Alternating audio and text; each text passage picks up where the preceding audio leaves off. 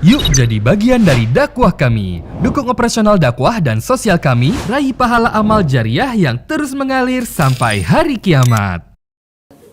Assalamualaikum warahmatullahi wabarakatuh. Alhamdulillah, selalu lisan kita terbasahkan dengan kalimat mulia ini sebagai tanda syukur kepada Allah Subhanahu wa taala atas segala nikmat yang dilimpahkan kepada kita, termasuk nikmat kehidupan dan akhirnya diisi dengan nikmat keimanan, dan kita mengetahui mana yang diperintahkan dan mana yang dilarang oleh Sang Pencipta Allah. Selanjutnya kita juga panjatkan salam hormat kita, salawat dan taslim kepada utusan Allah Nabi besar Muhammad sallallahu alaihi wa ala alihi wa sahbihi wasallam, yang dengan jasa beliaulah kita memahami syariat Allah Subhanahu wa taala dan juga mengucapkan salam hormat kepada beliau dijadikan ibadah kepada Allah Subhanahu wa taala. Saudaraku seiman, pada kesempatan ini kita akan membahas sebuah topik yang sebenarnya nampaknya pendek, tapi ini adalah asas atau pondasi dasar dalam kehidupan kita, yaitu tujuan hidup. Saudaraku seiman, kita bisa buka bersama-sama di awal acara kita ini surah Az-Zariyat. Ini biar Al-Quran yang menjawab judul kita ini supaya lebih jelas, dan dari situ insya Allah kita akan jabarkan panjang lebar. Surah Az-Zariyat, surah nomor 51 di ayat 56-nya. Di situ Allah Subhanahu wa taala berfirman yang memberikan gambaran tentang judul ini, dan surah atau ayat inilah yang menyebabkan kami memilih juga judul ini. Allah berfirman, "Wa ma khalaqtul jinna wal insa illa liya'budun." Aku tidak ciptakan jin dan juga manusia kecuali untuk mengabdi, menyembah, patuh kepadaku. Jadi teman-teman sekalian, sebagai seorang muslim, kita sudah yakin tentang makna kalimat La ilaha illallah. Tiada Tuhan yang berhak disembah kecuali Allah. Artinya, teman-teman semua melihat, mengarahkan pandangan matanya ke langit, semua yang dijangkau oleh mata kita di sana, dari burung yang terbang, pergantian siang malam, hujan yang turun, awan, bintang-bintang, atau yang tidak terjangkau oleh mata kita. Mungkin kecanggihan teknologi manusia sampai di hari kita sekarang masih belum bisa menjangkau jenis-jenis bintang tertentu di langit sana. Jadi ada yang belum nampak gitu ya. Kemudian juga di bumi, apapun yang nampak, seperti misalnya yang nampak seperti manusia, kita sendiri ya, manusia ini sendiri. Dari beragam macam paras wajah, postur tubuh, kemudian bahasa, kebiasaan, ya, tradisi, dan populasi manusia. Interaksi satu sama yang lain di antara mereka. Kemudian juga tumbuh-tumbuhan, dari rumput yang kecil sampai pohon beringin yang besar, dengan beragam macam bentuknya, ya, sifat-sifatnya. Kemudian juga hewan-hewan dengan berbagai macam jenisnya nampak dengan jelas di depan mata kita. Apalagi dengan teknologi yang ada sekarang, kita bisa melihat semua jenis hewan yang ada di hutan, di lautan, diangkat, divideokan, dan kita bisa melihat mereka semua. Walaupun mungkin belum semua terjangkau, tapi kita bisa lihat dari semut yang kecil sampai gajah yang besar, dari ikan yang kecil sampai ikan yang besar, dari burung-burung yang kecil sampai burung yang besar. Jadi semua bisa nampak. Kemudian juga air, ya, yang kita bisa gunakan setiap harinya, api, udara, ya. Ada juga yang tidak nampak dengan mata kita. Udara pun termasuk yang tidak nampak, ya. Yang tidak nampak seperti misalnya, ya, jin, manusia, partner daripada manusia Allah ciptakan, tapi memang manusia Allah tidak nampakkan pada manusia. Kemudian semua perasaan-perasaan yang kita rasakan, rasa suka, rasa sedih, ya, senang, ya, gembira, ngantuk, ya, lapar, haus, semua ini tidak nampak, tapi kita bisa rasakan, ya. Semua itu, teman-teman sekalian, kembali kepada satu makna atau satu kalimat, masuk dalam satu kalimat yang selama ini umat Islam selalu ikrarkan dan juga yakini. Bahkan dengan kalimat ini seseorang bisa dianggap masuk ke dalam agama Islam, yaitu La ilaha illallah. Tiada Tuhan yang berhak disembah kecuali Allah. Artinya semua di langit dijangkau oleh tidak dijangkau oleh mata kita, semua di bumi, semua di kedalaman lautan dijangkau oleh tidak dijangkau oleh mata kita, kata kuncinya tidak ada penciptanya, tidak ada pemiliknya, tidak ada yang mengurus, tidak ada yang mengawasi, kecuali Allah subhanahu wa ta'ala. Oleh karena itu seorang muslim selalu kembali kepada satu Tuhan ini. Ya, satu Tuhan ini. Dan kita sudah dipandu oleh Tuhan yang satu ini, Allah subhanahu wa ta'ala dengan kemahaadilannya di dalam syariat yang diturunkan oleh Allah melalui para nabi dan kita sekarang di masa Nabi Muhammad SAW dalam Al-Quran. Sehingga dipandulah bagaimana kita mengenal Allah subhanahu wa ta'ala. Mayoritas ayat Al-Quran berbicara tentang pengenalan Allah subhanahu wa ta'ala dan juga apa yang Allah subhanahu wa ta'ala inginkan. Ya. Maka kita jadi tahu Allah perintahkan kita ada yang wajib sholat, zakat, puasa, kemudian haji, ya, bakti sama orang tua, gitu kan. Ini semua yang wajib-wajib dan disebutkan tentang keutamaannya. Orang kalau sholat dapat apa, orang kalau zakat dapat apa, ya, orang kalau haji dapat apa. Semua disebutkan bakti sama orang tua dapat apa. Begitu juga dengan amalan-amalan sunnah. Nah, amalan-amalan sunnah. Jadi sholat sunnah, puasa sunnah, semua ini dengan semua keutamaannya, gitu kan? Ada keutamaan-keutamaannya. Juga dalam syariat Allah Subhanahu wa taala dijelaskan apa yang Allah larang, ya, dari zina, riba, memukul, menggunjing, memfitnah, durhaka sama orang tua, mencuri dan seterusnya, dan dijelaskan panjang lebar dengan gamblang, dengan ancaman-ancamannya supaya manusia tidak terjerumus dalam hal tersebut. Sehingga kita pada saat beriman kepada Allah Subhanahu wa taala menjadi orang yang baik, manusia yang sempurna. Kenapa saya katakan begini? Karena memang dalam syariat Allah disuruh kita jadi orang baik, kan? Jujur, amanah, tanggung jawab, bakti sama orang tua, membantu orang susah, ya kan? Semua ini kan kebaikan-kebaikan. Jadi seorang muslim kalau mengikuti imannya kepada Allah SWT, dia akan sangat baik. Dan tentu dia akan jauhi apa yang dilarang. Dusta, mencuri, memukul, mengganggu orang lain, ya, menggibah, memfitnah, dan segala macam hal. Ya. Maka seorang muslim yang beriman kepada Allah akan terkontrol hidupnya, ya, akan teratur rapi, kan gitu. Nah, teman-teman sekalian, apa yang kami paparkan tadi ini adalah tujuan hidup kita. Jadi, kalau seandainya ada seseorang yang bertanya, apakah memang saya diciptakan untuk sholat? Jawabannya iya. Apakah saya diciptakan untuk puasa Ramadan? Iya. Apakah saya diciptakan untuk mengerjakan haji ke Baitullah? Iya. Apakah saya diciptakan untuk mengeluarkan zakat? Iya. Apakah saya disuruh bakti sama orang tua? Apakah saya disuruh jujur? Apakah disuruh amanah? Apakah saya disuruh bantu orang susah? Jawabannya iya. Itu tujuan hidup kita. Allah subhanahu wa ta'ala dalam surah Az-Zariyat tadi menyebutkan tujuan kita hidup di sini untuk itu. Tidak ada tujuan lain. Tidak ada tujuan lain. Ini kita kerucutkan tema bahasan kita ini ke poin ini, teman-teman sekalian. Insya Allah dalam 45 menit ke depan ini kita akan lebih memahami. Nanti kita akan mengatakan, ternyata itu ya. Ya, memang itu target kami. Bagaimana teman-teman kembali kepada pondasi dasar. Ya, kita lahir di muka bumi ini, semua sistem sudah ada.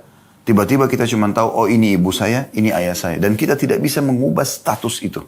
Nggak bisa kita mengatakan, saya nggak mau ibu ini, saya nggak mau ayah itu. Sudah, pasti akan ke situ.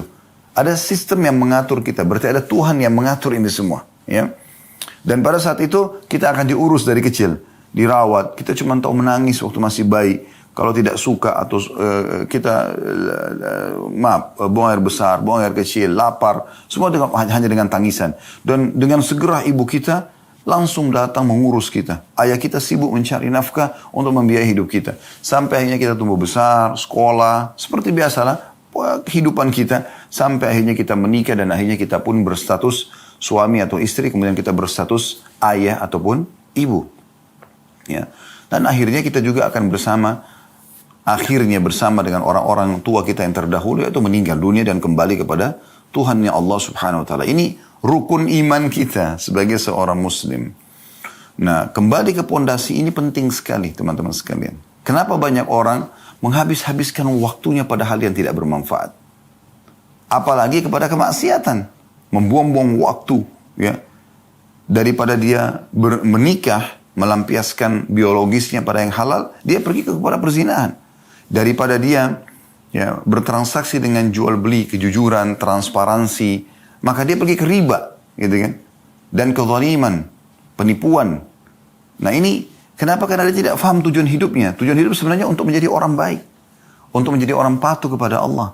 dan menjauhi semua yang dilarang. Kalau orang terjerumus pada pelanggaran ini karena tidak paham tujuan hidup dia apa. Dia tidak paham sebenarnya. Kita berada di muka bumi ini dengan sistem yang sudah ada, semua fasilitas yang ada, air, udara, semua musim-musim, kebutuhan kita, buah-buahan, hewan-hewan, banyak semua yang terpenuhi. Semua itu hanya satu, mengerucut kepada surah Az-Zariyat tadi, ayat 56. Fahami ini teman-teman sekalian. Supaya jangan lagi setelah mendengarkan ceramah ini kita menyia-nyiakan banyak waktu kita. Hanya dipakai pada hal-hal yang tidak ada manfaatnya. Kalau bukan yang Allah perintahkan, wajib atau sunnah, maka minimal Anda kalau mau menggunakan sebagian waktu Anda, sebagian saja kepada hal yang mubah. Kalau yang haram tidak dibolehkan sama sekali. Yang Allah subhanahu wa ta'ala haramkan, itu tujuannya dipelajari untuk dijauhi, bukan dicoba. Tidak usah Anda mengatakan, oh babi Allah haramkan, saya mau coba dulu bagaimana rasanya. Nggak perlu. Nggak perlu Anda mengatakan, oh ini khamar, minuman keras Allah haramkan, saya mau tahu dulu rasanya seperti apa. Dan seterusnya. Tidak perlu. Kita pelajari hanya untuk dijauhi. Nah demikian juga dengan hal-hal yang halal. Allah perintahkan, disuruh kita pelajari dan kita boleh nikmati. Dan kita kerjakan. Sholat, puasa, haji, dan seterusnya. Dan semua makanan-makanan halal, minuman halal, pakaian halal, pendapatan halal, silakan nikmati. Nah ini pondasi dasar teman-teman sekalian. Pondasi dasar. Banyak sekali manusia lalai dari masalah ini, sehingga akhirnya terbuang-buanglah waktu. Dan mereka akan menyesal di akhir hidup mereka. Teman-teman bisa lihat, kita buka juga pelengkap daripada bahasan kita, Al-Quran. Silakan buka di aplikasi handphone Anda. Surah Al-Mu'minun. Surah nomor 23, ayat 99. Ya. Sekali lagi, Surah Al-Mu'minun, surah nomor 23, ayat 99. Di situ Allah subhanahu wa ta'ala menjelaskan tentang bagaimana nanti orang-orang yang tidak mengetahui tujuan hidupnya, mereka kufur kepada Allah subhanahu wa ta'ala, mereka menghabiskan waktunya selama di dunia yang sangat terbatas, 60-70 tahun setelah itu mereka akan meninggal juga. Sebagaimana para penghuni kuburan, kalau Anda lewat di kuburan, Anda akan lihat itu adalah gundukan tanah dan juga batu nisan. Tapi sadar gak kita, kalau di dalamnya ada manusia seperti kita, bahkan mungkin lebih cantik, lebih gagah, lebih kaya, lebih berprestasi, tapi itu juga masuk ke dalam kuburan. Bukan cuma mereka, para nabi-nabi pun merupakan utusan Allah juga masuk ke dalam kuburan. Mereka dikuburkan, kita pun akan seperti itu. Jangan nanti di saat malaikat maut datang, mencabut ruh kita, dan kita sudah dibungkus dengan kain kafan, dimandikan oleh orang-orang terdekat kita yang kita tidak bisa memprotes mereka sama sekali. Mereka tinggal membungkus kita lalu membawa kita ke kuburan. Dan sesuai dengan sabda Nabi SAW, kalau anak Adam meninggal dunia akan ikut ke kuburan 3. Akan ikut keluarganya, akan ikut hartanya, dan akan ikut amalnya. Serta akan pulang 2. Yang pulang adalah keluarganya. Secinta-cinta Anda kepada suami, secinta-cinta Anda kepada istri, secinta-cinta Anda kepada anak, anak kepada orang tua, dan siapalah sahabat dengan sahabatnya, mereka paling lama di atas liang lahat itu setengah jam. Setengah jam, mungkin 1 jam paling lama. Tidak akan pernah ada seorang ibu pun yang sangat cinta dengan anaknya, ayah cinta sama anaknya, suami atau istri cinta satu sama yang lain, atau sahabat sama sahabatnya nginap di kuburan itu, tidak ada. Sudah menjadi sistem yang Allah buat, pasti mereka pulang. Walaupun mereka sedih, tapi mereka tidak akan temani kita di sana. Yang kedua, harta. Semewah apapun mobil yang teman-teman miliki, hanya akan parkir di pagar kuburan. Tidak akan masuk ke liang lahat. Juga kalau mobil Alphard Anda, Ferrari Anda dimasukkan ke liang lahat, mau diapakan? Mobil nggak dipakai di kuburan. Kan gitu. Maka semua ini akan pulang. Kerabat Anda akan beraktivitas mengisi sisa umur mereka, tinggal mereka lakukan isi dengan kebaikan atau keburukan, itu tergantung. Kemudian harta Anda akan dibagi menjadi warisan. Yang tinggal bersama Anda apa? Yang ketiga, yaitu amal. Nah yang selama ini teman-teman tidak fahami tujuan dari hidupnya, untuk sholat, untuk puasa, untuk segala macam, di saat itu mereka menyesal. Coba seandainya.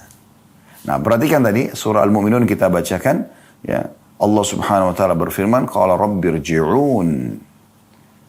Orang-orang nanti yang kafir, ya, yang kufur kepada Allah, orang-orang yang tidak pernah mengisi dengan amal saleh, ya, Mereka tidak tahu tujuan hidupnya, foya-foya saja. Tiap hari mabuk-mabukan, kumpul-kumpul, tidak ada manfaatnya. Tidak ada hasilnya, tidak ada detik-detik yang Allah berikan diisi dengan ibadah. Ya, yang merupakan tujuan dasar tadi surah Az-Zariyat. Dia mengatakan, Qala Rabbi rji'un. Ya Allah, kembalikan aku. Gitu kan. Mereka baru engah di saat malaikat maut sudah depan mata mereka. Mereka sudah tinggal dicabut ruhnya. Baru mereka mengatakan, wahai Tuhanku, kembalikan aku. Hati-hati teman-teman. Jangan Anda menjadi orang yang disebutkan dalam surah Al-Mu'minun ini. Itu 99-nya. Ayat 100-nya Allah mengatakan, untuk apa mereka minta kembali? Apakah mereka mau kembali ke restoran favoritnya untuk makan makanan kesukaannya? Apakah mereka kembali untuk kumpul lagi dengan pasangan hidup dan anak-anaknya? Apakah mereka minta kembali untuk meeting bisnis yang miliaran? Apakah mereka kembali untuk mengatur sebuah program-program yang mungkin ya, atau mengaplikasikanlah program yang sudah mereka susun tapi belum sempat dijalankan? Tidak sama sekali. Ya. Mereka mengatakan, la'alli a'malu salihan fima tarakt. Semoga saja di saat engkau kembalikan aku, hai Tuhanku, ya, ke dunia, jangan mati dulu, gitu kan? Agar aku bisa beramal saleh, apa yang aku tinggalkan. Perhatikan, jadi ini tujuan hidup sebenarnya. Di saat kematian baru dia sadari. Ternyata kumpul-kumpul sama keluarga, ya, meeting segala macam. Ini pelengkap, ini warna hidup. Tapi tujuan dasarnya adalah mengabdi kepada Allah. Dia berharap kembali ke dunia untuk beramal saleh yang dulu dia sia-siakan. Lalu kata Allah apa? Kalla, innaha kalimatun huwa qailuha. Nggak mungkin, kata Allah. Itu hanya perkataan yang terucapkan di lisan. Wa min waraihim barzahun ila yaumi yub'atsun. Dan di belakang mereka ada barzakh, kehidupan barzakh, ada dinding pemisah antara mereka dengan dunia. Mereka nggak bisa lagi. Nggak ada lagi kuburan terbuka, orang yang mati bisa keluar beraktivitas lagi seperti kita, nggak ada lagi. Ya. Dan tidak ada itu yang sering digambarkan, maaf, di sinetron-sinetron kita, sebagian sinetron pocong bisa keluar, kuburan terbuka, lalu mengganggu orang atau keluar. Itu tidak ada lagi. Mustahil. Kalau itu terjadi, maka mungkin setiap kita akan diketuk rumahnya oleh orang tua yang sudah meninggal. Atau tetangganya. Tapi tidak ada dalam Islam semua itu. Itu perusakan akidah yang harus diluruskan, ya. Jadi teman-teman sekalian, orang baru menyadari di saat dia meninggal, oh ternyata ini tujuan saya hidup.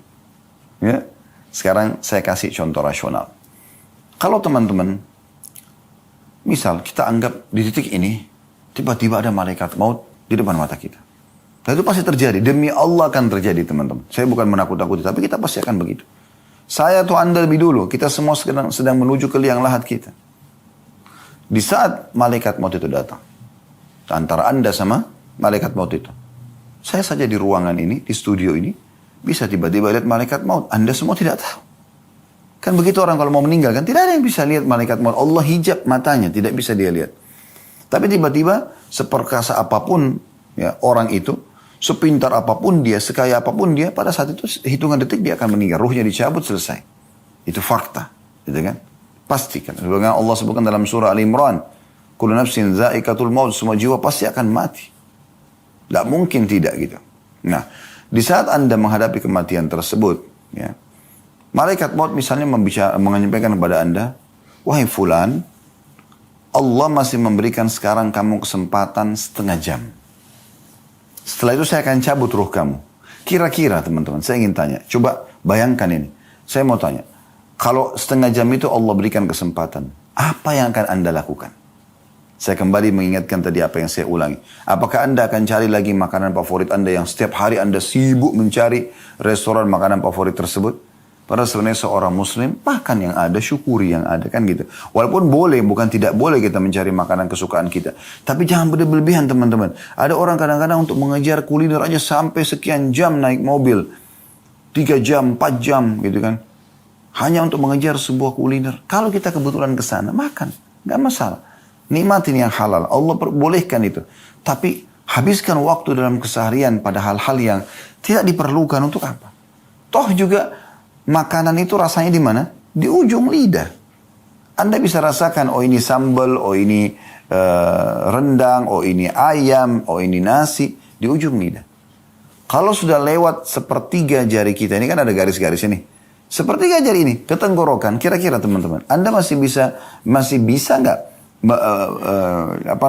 membedakan mana ayam, mana rendang tadi, mana sambal, mana nasi? Udah nggak bisa. Dia masuk ke tubuh selesai. Berarti makanan itu cuma di ujung lidah kan? Silakan nikmati, tapi jangan berlebihan. Karena Allah bolehkan kita makan dan minum. Yang penting halal dan thayyibah. Dibolehkan oleh Allah dan juga thayyibah. Tapi sesuai dengan kebutuhan. Makanya Nabi SAW mengatakan, wahai anak Adam, makanlah sesuatu yang bisa menopang tulang belakangmu agar engkau bisa berdiri, bisa beraktivitas. Jangan berlebihan. Dan kita tahu juga secara medis kita dilarang makan terlalu berlebihan. Kan begitu? Itu contohnya. Tapi memang ada batasannya teman-teman. Allah kasih kita batasan. Seenak apapun makanan itu. Misal kita suka sekali nasi goreng tertentu atau apalah nasi campur. Apalah kira-kira makanan yang kita suka. Berapa banyak kita bisa makan? Sepiring, dua piring itu sudah kenyangnya luar biasa. Ya. Terus selesai habis itu. Sekarang pakaian misalnya. Berapa lembar Anda bisa pakai? Selembar, 2 lembar. Sebanyak apapun pakaian Anda miliki. Apakah Anda bisa pakai semuanya sekaligus? Gak bisa. Ada batasannya kan? Kalau Anda pakai 5 lapis baju sekalian, orang tertawain Anda. Di musim dingin pun, orang mungkin pakai baju kaos, 1 baju luar, dan 1 lagi baju. Mungkin 3 lembar itu pun di saat tertentu, di musim dingin yang sangat gitu. Tapi kalau kita di Indonesia ini, mau pakai berapa lembar baju? 1 baju kaos, 1 baju luar, selesai. Ini gak bisa kita pakai banyak-banyak. Itu juga sepatu. Anda punya sepatu sampai 40 sepatu, 30 sepatu. Untuk apa gitu? Oh, Anda pakai 1, 2. Kecuali memang untuk kebutuhannya ya. Misalnya ada untuk olahraga, ada untuk aktivitas, ada untuk ini. Bisa 3, 4, mungkin 5 orang. Tapi ada orang subhanallah punya koleksi sepatu. Baru sekarang banyak. Harganya mahal-mahal. Ya mungkin kalau digabungin bisa bangun 1 masjid buat amal soleh dia. Mohon maaf, saya bukan menyinggung siapapun karena saya tidak tahu siapa saja yang hadir di sini. Cuma saya coba mengajak Anda berpikir di waktu-waktu yang sempit kita ini, hanya sekitar 45 menit kita menyampaikan pesan-pesan ini, supaya kita merenungi sama-sama. Berarti saya tidak boleh pakai sepatu bermerek Ustaz? Boleh. Boleh, tapi jangan berlebihan. Saya tidak boleh makan makanan enak Ustaz? Boleh, cari restoran terbaik, tapi jangan berlebihan. Gitu. Boleh, saya tidak boleh pakai pakaian yang bermerek? Boleh, tapi jangan berlebihan. Jangan menjadikan target utama. Contoh misal, pecinta-pecinta dunia ini, kalau dia mau makan di satu restoran. Lalu kebetulan dia pergi ke sana, tutup restorannya. Kecewanya luar biasa, sampai menjadi bahan cerita mungkin seminggu dengan teman-temannya. Kenapa akhi dan ukhti? Hanya karena tidak bisa makan di situ? Baik, nanti kita bisa makan. Oh, saya kemarin ke restoran sana tuh nggak dapat, tutup, sayang bener. Loh kenapa? Mau beli baju, ternyata bajunya habis, kehabisan stok. Oh, itu baju merek, bagus gini, saya mau. Akhi dan ukhti, mudahkan kehidupanmu. Bukan itu tujuan utama. Tujuan hidup bukan itu. Justru kamu harus merasa sedih di saat kamu tidak sempat sholat subuh, tidak sempat sholat duhur, asar, maghrib, isya, atau telat dari waktunya. Karena sholat kan harus tepat waktu, tepat gerakan, dan tepat bacaan. Kan ini 3 khusyuk ini. Ya. Ada yang luput di sini, Anda sedih. Ini wajar Anda sedih. Bayangkan teman-teman, Nabi SAW mengatakan, rak'atai fajr khairu minad dunya wa ma fiha. 2 rakaat sholat sunnah fajr lebih baik daripada dunia dan seluruh isinya. Coba, itu nilai. Kenapa Nabi SAW mengatakan lebih baik daripada dunia dan seluruh isinya? Karena memang itu yang kita butuhkan di kuburan kita. Itu yang kita butuhkan di akhirat kita. Semua ini dunia cuma pernak-perniknya. Kan gitu. Maka jangan berlebihan. Jangan keluar dari tujuan hidup kita yang sebenarnya. Ya. Lalai. Bahkan ada orang disayangkan sekali sudah sampai pada umur tua pun. Di atas 40 tahun itu sudah harus ada peringatan-peringatan yang luar biasa. Itu masih saja lalai. Bahkan ada yang baru terjerumus ke dalam banyak pelanggaran di umur-umur seperti ini. Padahal sebenarnya mereka harus, ini sudah waktu warning ini, peringatan di sini. Gak bisa lagi kita macam-macam. Ya. Udah harus kita sadari kesalahan-kesalahan masa lalu. Kita mohon ampun kepada Allah. Kembali kepada Allah SWT. Tidak boleh disia-siakan, tidak boleh salah dalam masalah seperti ini. Nah, ingat teman-teman, di saat kita meninggal dunia, semua urusan pernak-pernik ini hanya akan menjadi pembicaraan orang. Dan itu pun hitungan hari. Misal orang mengatakan, oh itu bajunya dia. Yang dulu kita kejar-kejar tuh. Oh itu bajunya si fulan atau fulana. Oh itu sepatunya. Oh itu tasnya. Oh itu mobilnya. Oh itu rumahnya. Oh itu anaknya. Oh itu suaminya. Oh itu istrinya. Oh itu orang tuanya. Oh itu tetangganya. Setelah itu selesai. Apa manfaatnya buat orang yang sudah meninggal? Gak ada. Kenangan saja. Yang selama ini kita jor-joran, saling bersaing, sombong-sombongan, ya. Itu ternyata cuma jadi kenangan. Setelah itu akan dipakai oleh orang lain. Mungkin dibagikan kepada orang lain. Sebagian harta kita dijual, dibagi warisan. Anak-anak kita pun akan memberikan kebutuhan-kebutuhan mereka. Selesai. Jadi sudah hitungan hari. Setelah itu orang sudah tidak lagi mengatakan, oh ini simpan, ini bajunya si dia nih. Simpan, nanti mungkin satu waktu dia hidup lagi bisa pakai. Nggak ada begitu. Nggak ada. Nah, yang kita titik beratkan teman-teman sekalian, tujuan hidupmu, hai saudaraku. Beribadah kepada Allah. Meeting berapa miliar pun, berapa triliun pun, tinggalkan untuk sholat. Maaf, saya sholat. Bilang kepada orang-orang yang hadir di situ. Yang muslim ajak sholat. Yang kafir, izin sama mereka baik-baik. Lalu kita akan kembali setelah sholat. Sholat itu 5 menit. Absen kepada Allah. Ya Allah, baik saya hadir. Allah panggil, hayya ala sholat. Ayo sholat. Hayya ala falah. Ayo menuju kepada kemenangan. Allah kasih kita gambaran, panggil, absen.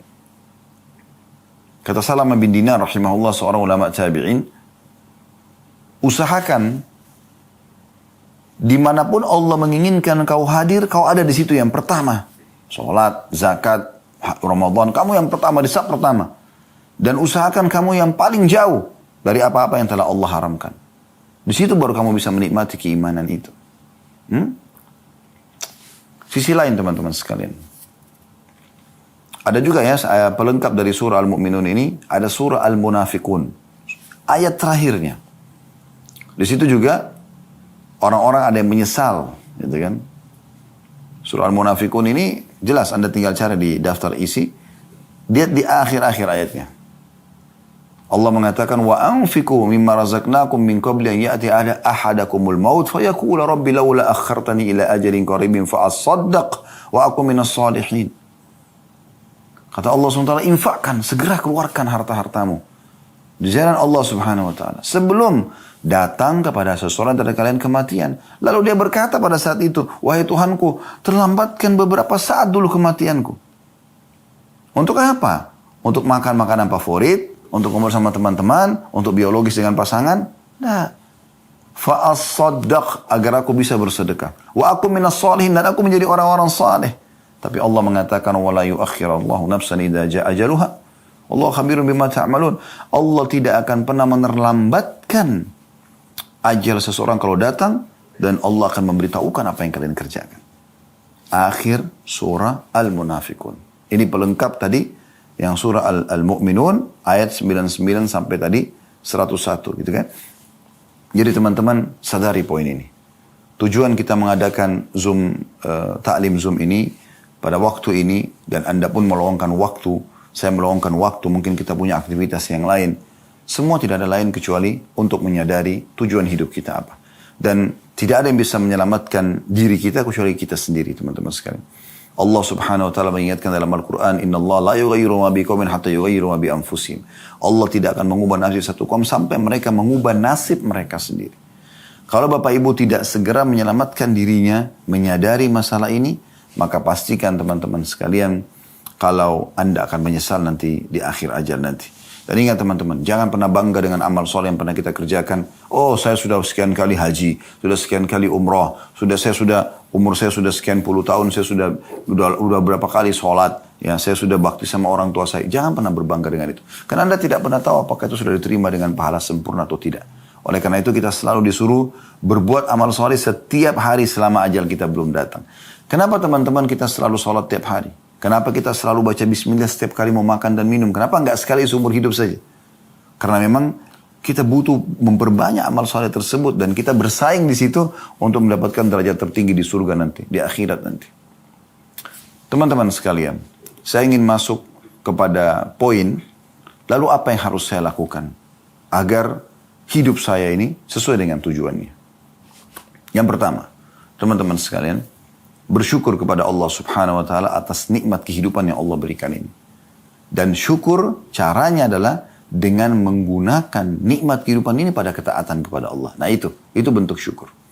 Dan tidak masuk akal teman-teman sekalian orang yang bersyukur kepada Allah dia gunakan untuk bermaksiat. Kan gitu. Anda kalau diberikan kebaikan, ada jasa dari seseorang yang lain, tidak masuk akal kalau Anda balas dengan kejahatan kan.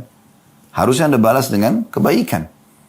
Ya, Anda berterima kasih pada dia, Anda memuji-muji dia, Anda membalas mungkin ya dengan kebaikan-kebaikan. Nah, tanpa menyamakan Allah dengan makhluknya, kita harusnya begitu. Tanda syukur kita kepada Allah harusnya kita gunakan di atas ketaatan kepada Allah subhanahu wa ta'ala. Ada statement yang menarik ya, dari Ibnu Qayyim rahimahullah. Beliau mengatakan, "Asy-syukur zuhur athar ni'matillahi ala lisan 'abdihi, thana'an wa'tirafan." Syukur itu, ya, itu adalah nampak dari lisan seorang hamba sebagai bentuk bekas nikmat Allah dengan puji-pujian dan mengakui sebagai nikmat. Wa ala qalbihi syuhudan wa mahabbah, dan dalam hatinya ada kesaksian kalau ini memang nikmat dari Allah dan juga mencintai pemberi nikmat itu. Wa ala jawarihi inqiyadan wa ta'ah, dan anggota tubuhnya itu menunjukkan tentang bagaimana dia tunduk dan patuh kepada Allah subhanahu wa ta'ala. Jadi tidak masuk dalam syukur itu teman-teman kalau orang itu justru melakukan kemaksiatan kepada Allah. Dan sederhana, teman-teman faham gak atau sadari gak? Maaf saya bukan menggurui. Kalau ibadah itu punya kenikmatan. Dulu di majelis ilmu seperti ini dengarkan ceramah itu punya kenikmatan. Kenapa Anda tidak lakukan setiap hari? Kenapa hanya 45 menit atau 1 jam? Tentu waktu kita sekarang segitu. Tapi Anda bisa ulangin kan? Di playlist YouTube kami, kalau Anda datang ke channel YouTube kami, Khalid Basalamah Official, ada playlistnya. Setelah beranda, ya, ada home itu, kemudian ada playlist. Anda klik, ada 25 lebih ya, seingat saya kajian kitab di sana. Anda bisa privat bersama kami. Anda tinggal pilih kitab mana, ya. Dan kitab yang paling mahal itu 150.000 rupiah saja harganya, Minhajul Muslim. Itu 1000 lembar. Semua sudah kami bedah kecuali ya bab warisan saja. Anda bisa ikutin setiap hari Anda dengarkan. Hari Senin misalnya Anda jadwalkan untuk belajar Minhajul Muslim. Hari Selasa Anda ingin belajar hadis, ada Sahih Targhib Tarhib, ada Riyadhus Shalihin, ada Sahih Hadis Qudsi. Ada banyak pilihannya ya. Ada Bulughul Maram, itu fikih hadis ya. Kemudian juga hari Rabu misalnya Anda mau belajar ya, dosa-dosa besar, ada Al-Kabair. Sudah 140 lebih dosa-dosa besar yang kita sudah bahas gitu kan. Dari durhaka sama orang tua, berbuat syirik, membunuh, berzina, riba dan seterusnya. Banyak di situ Anda bisa dengarkan. Kurikulumkan sehingga nanti Senin depan Anda cuma kembali kepada Minhajul Muslim. Hari Selasa Anda cuma kembali kepada kajian kitab hadis. Ya, Selasa depan. Hari Rabu Anda cuma mendengarkan dosa-dosa besar. Hari Kamis misalnya Anda mau belajar masalah rumah tangga. Kami ada bedah buku mahkota pengantin. Ada juga bedah buku lanjutannya begini dan mendidik anak dalam Islam. Kemudian hari Jumat misalnya Anda ingin mendengarkan sejarah Nabi. Ada 50 sekian episode ya, seingat saya. Kemudian juga ada serial-serial sahabat ya. Ada 40 lebih juga sahabat, biografi mereka, perbuatan amal-amal mereka, supaya kita mudah contohin gitu petuah-petuah mereka dan seterusnya misalnya. Hari Sabtunya misalnya Anda ingin belajar tentang contoh misalnya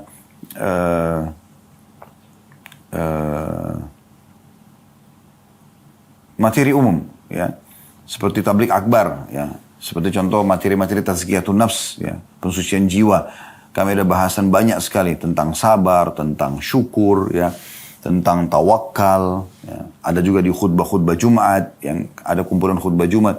Cukup banyak. Ya, cukup banyak. Nah itu semua teman-teman Anda bisa pelajari, bisa jadikan sebagai kurikulum. Contoh. Ya. Begitu juga ada kenikmatan sendiri Anda, ada kepuasan dalam jiwa.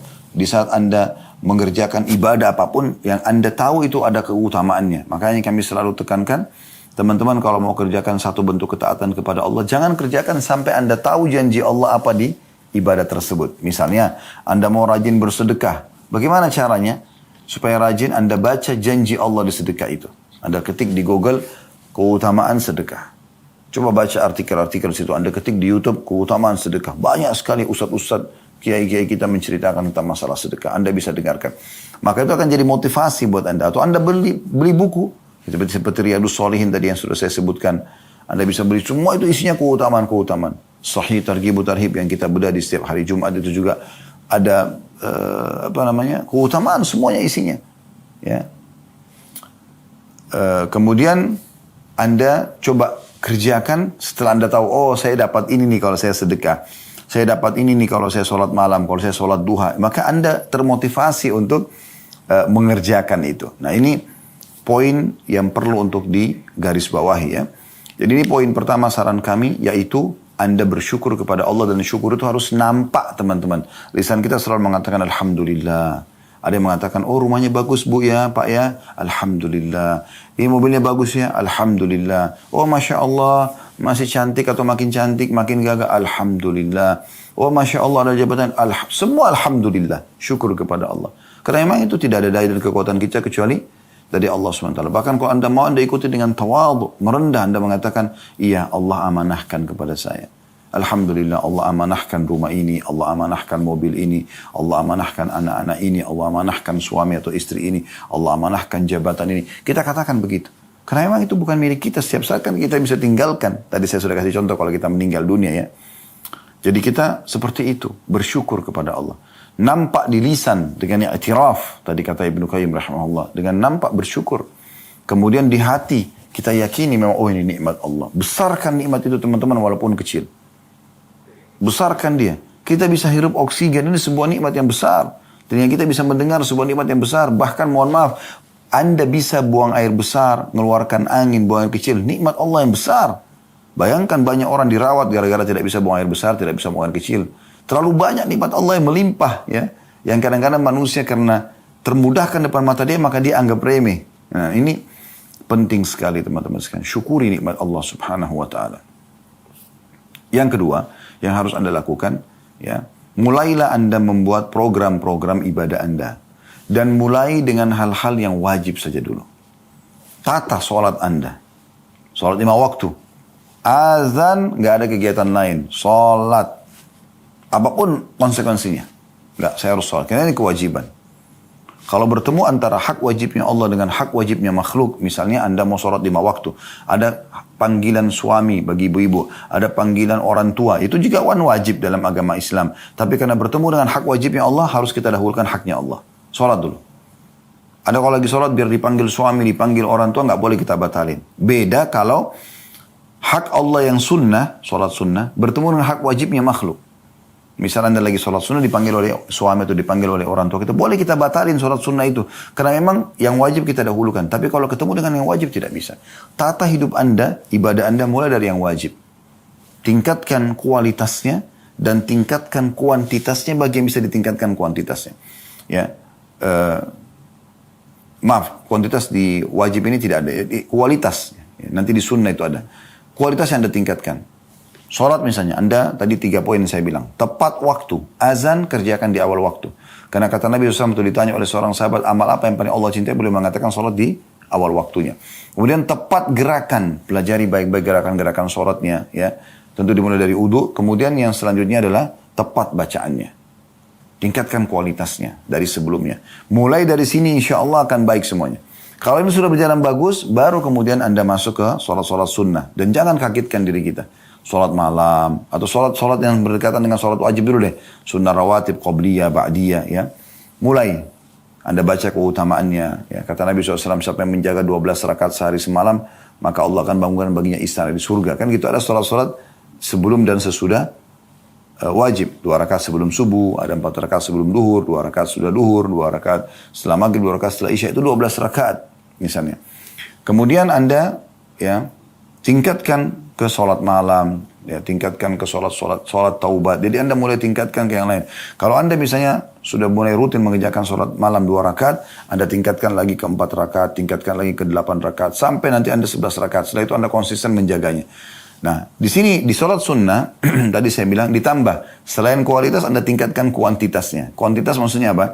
Tadi kalau 2 rakaat Anda jadikan 4 rakaat. 4 rakaat Anda jadikan 6 rakaat. Terus sampai sempurna 11 rakaat. Kalau sudah itu, sudah sempurna, Anda konsisten, Anda mulai menambah kuantitas bacaan. Tadi Anda cuma baca inna atayna wal asr, Anda sekarang tambah dengan diperpanjang dengan surah Ad-Duha, ya, Al-A'la dan seterusnya. Kalau Anda sudah mulai mulai terbiasa sebulan, 2 bulan, 6 bulan, Anda pindah ke kualitas atau kuantitas bacaan yang lebih panjang.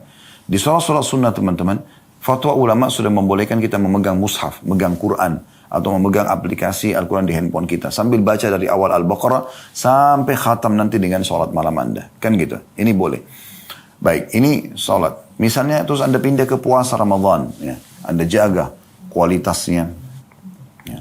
Ramadan yang lalu apa yang kurang Anda sekarang sempurnakan. Ibu-ibu yang masih punya utang-utang Ramadan jangan ditunda-tunda.